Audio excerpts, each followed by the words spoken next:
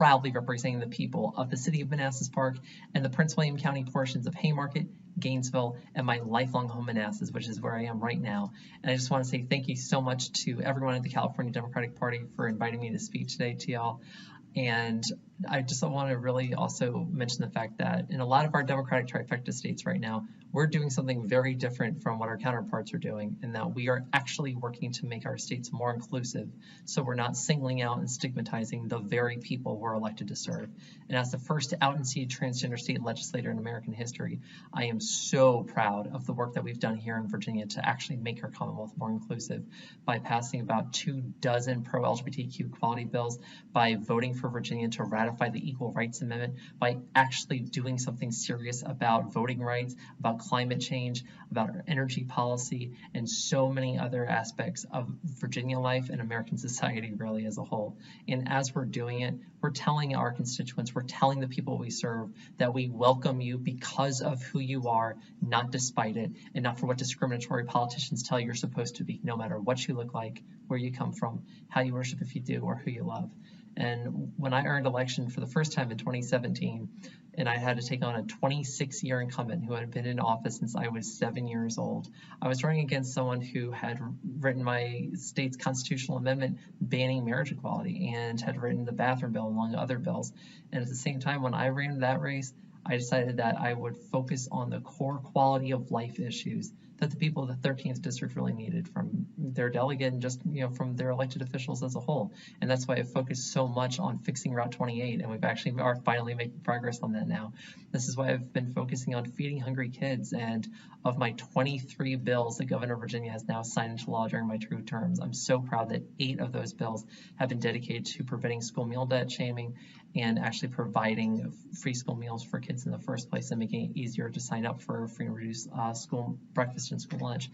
And at the same time, as we've done this, I like to think that the tempo and the tone that we have set here in the 13th and really throughout the Commonwealth is that when our constituents are asking us to take care of their constituent service issues, we're responsive, we show up, and we actually mean what we say and we get stuff done.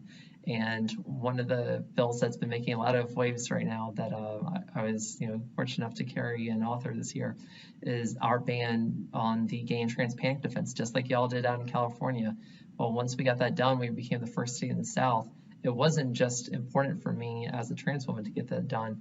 It was important for me as a constituent service request to honor that when a 15-year-old out constituent of mine from Manassas Park High School right here in the 13th district asked me if I would be willing to carry that legislation. And the fact that not only was I able to submit it, but the fact that we were able to get it done, that really goes to show the legacy of student activism and how important student activism remains today, especially in a state where we have recently voted to replace our statue of Robert E. Lee in the Statutory Hall in Congress and replace that bust with one of Barbara Johns.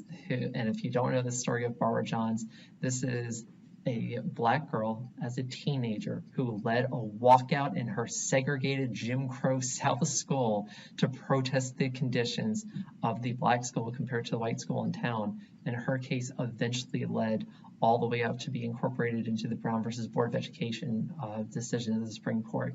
What I hope that teaches everyone is the power of your voice, that it is never too young, that you're never too young to be involved, and that the time for you to do the right thing is right now. So thank you all so much to everyone in the California Democratic Party for having me. Thank you so much for the work that you've done to not just make sure that you're electing Democrats in your own state, but for the work that you've done to help us out here in Virginia too. We've absolutely appreciated all the help that you pitched in 2017 and 2019, and we know y'all will have our backs again here in 2021. So let's go win everywhere this November 2nd in 2021, and we will see y'all again very, very soon. Thank y'all so much and take care. California Democrats, we know our party is a grassroots-led, people-powered organization. And the way in which we fund the work of our party should reflect that. And that's why I'm so incredibly proud of our Trailraiser program. We know that the last year has been incredibly challenging, and there have been 126 California Democrats, delegates of the California Democratic Party that stepped forward to raise small dollar donor contributions to fund the work of our party. Through their incredible hard work, they raised $361,000 in small dollar donor contributions, not only helping to fund the work, but also growing our small dollar donor network to the biggest that it's ever been before. Today, I'm incredibly proud to announce the first 50 trail raisers for the 2022 cycle.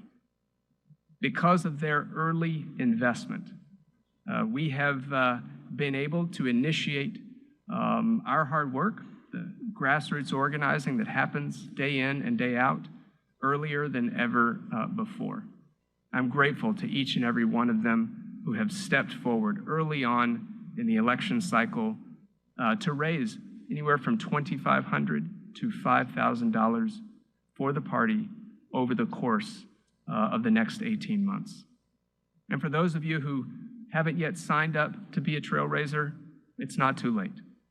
You can go to cadem.org/2022 trailraiser. I hope you'll join us. Thanks so much.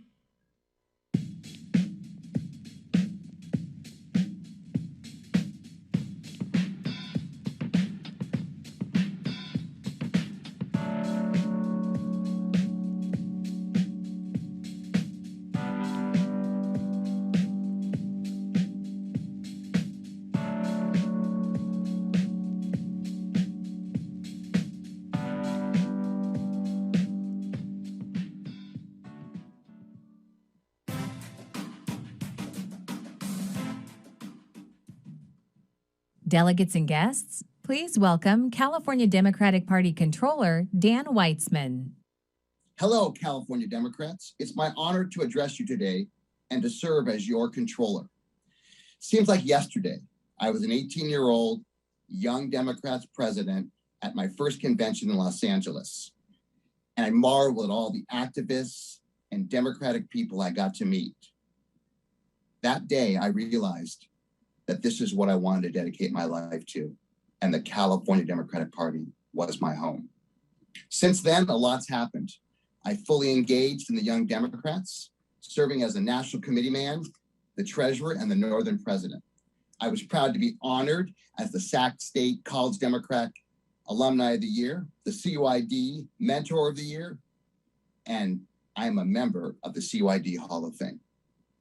I proudly served 5 terms as Region 3 Director, the youngest ever elected, and I've been a member of the Sacramento County Democratic Central Committee for almost 3 decades. Along the way, as many of you know, I fell in love, got married, and had 2 amazing kids. In short, I've always prided myself as being a Democratic activist and a true believer in our party and its ability to affect positive change. I've seen Wilson Red, California, turn a deep, deep blue in my lifetime. And I know that this was the party that did it. Our voices and grassroots workers lit the flame that allowed us to win super duper majorities in the Assembly and Senate and every statewide office. We never gave up and we never gave in to the cynical GOP hate mongering and division. As your controller and lead chair of the Finance Committee, we did tremendous work raising grassroots dollars through the DEM program. And we awarded over $20,000 to young Democratic organizing through the Eric Bradley Memorial Grant Program. These accomplishments are a tribute to our small committee working together to bring real, tangible results to our party.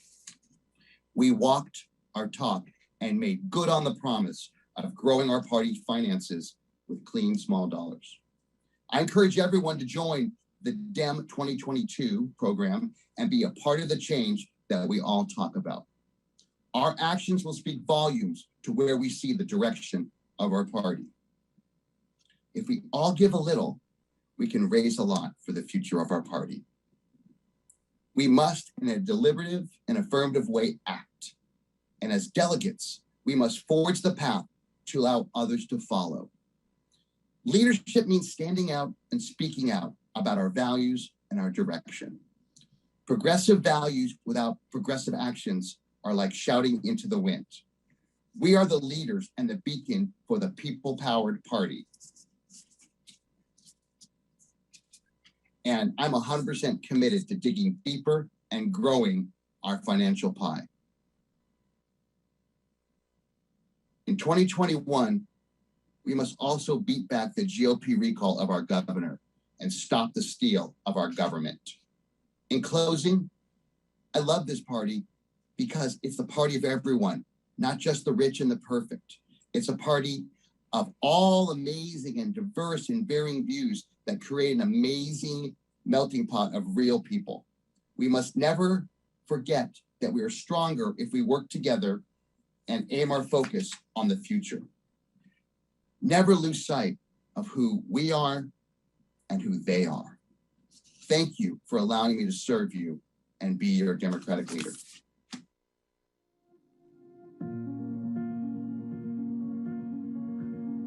Hello, I'm Dr. Richard Pan, State Senator and Chair of the Asian Pacific Islander Legislative Caucus. And I'm Assemblymember Evan Lowe, representing Silicon Valley and currently serving as the Vice Chair of the California Asian Pacific Islander Legislative Caucus. May is API Heritage Month.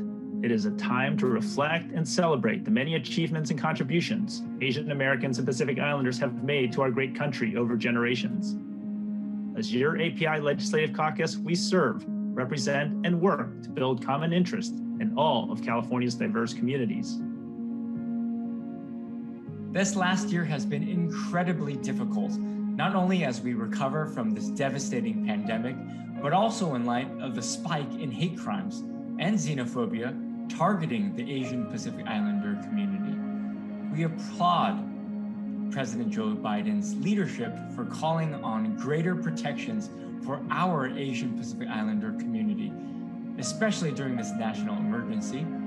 And we invite each and every one of you, all of Californians, to stand in solidarity with us. To do this, we must recognize some hard truths. The kind of abuse we've seen is a manifestation of deep-seated racism and misogyny in our country. While there are some who seek to divide us, we recognize that systemic racism and violence hurts all people of color. And the only solution is to come together, call attention to these injustices, and protect one another. In response to this crisis, the California State Legislature has advanced a number of pieces of legislation, as well as funding to stop AAPI hate and the reporting project. This last year has created so much pain and suffering and heartache for so many. So thank you for allowing us to create a space for joy and healing. We celebrate our unity and shared future with the knowledge that tomorrow will be brighter. The American ideal is to recognize the rich cultural diversity of our nation and honor the contributions of all immigrants. Maxine Hong Kingston, a Chinese-American author, once said, "The images of peace are ephemeral. The language of peace is subtle. The reasons for peace, the definitions of peace, the very idea of peace have to be invented and invented again." Thank you, sincerely, thank you for locking arms with our Asian Pacific Islander community, your neighbors. Tonight, we will honor those who have fought for civil rights and for equality as we restore peace in our communities.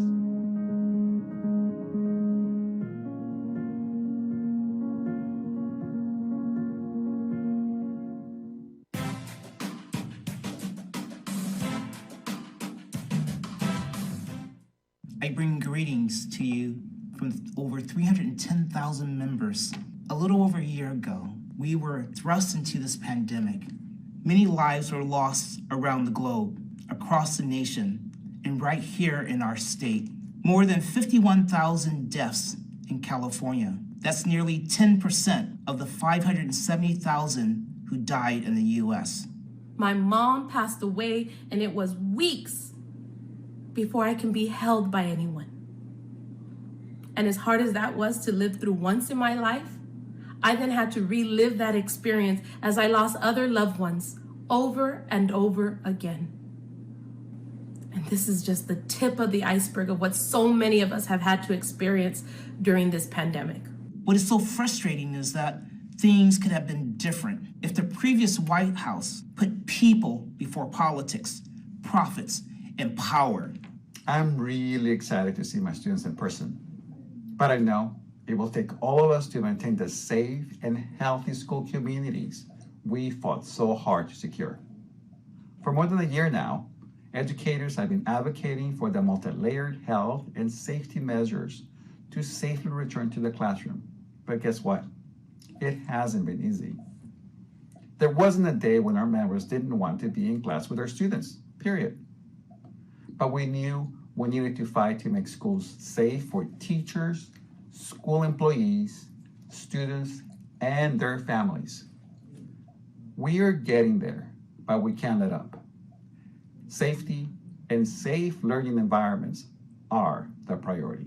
I'm amazed at the resilience of California.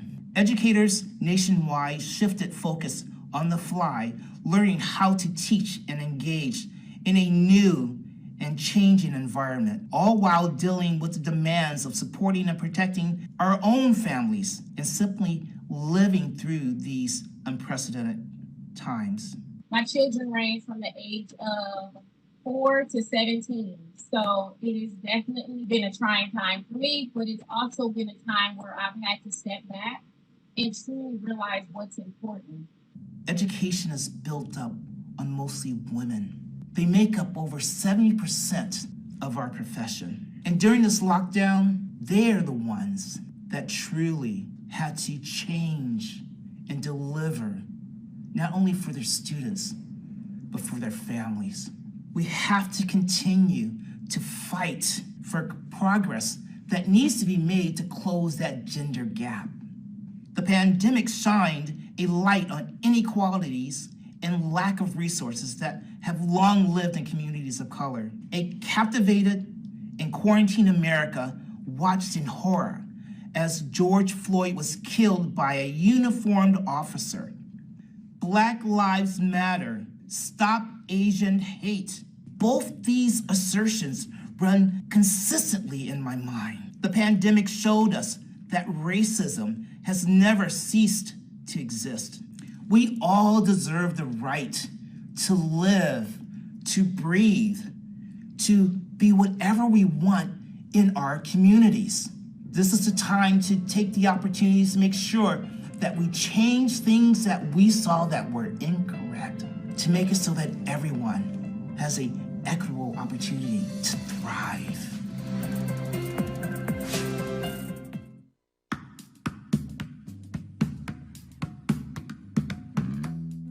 I'm a strong supporter of the DEM 2022 program, and I've been a member since the inception of the DEM program. Donate every month helps elect grassroots Democrats, it flattens our party finances, and empowers us. For a cup of coffee a month or a week, we can change how this party is funded, and we can change how we as a party grow, and we invest ourselves. Whatever I always tell people, it's important that we as a party empower each other, and DEM 2022 is the key.